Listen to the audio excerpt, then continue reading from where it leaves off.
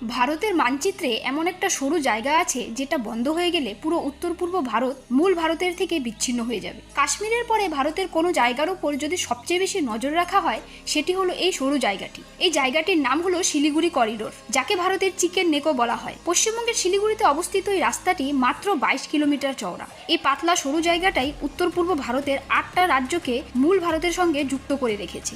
তাই এই জায়গাটি ভারতের জন্য স্ট্র্যাটেজিক্যালি খুবই গুরুত্বপূর্ণ।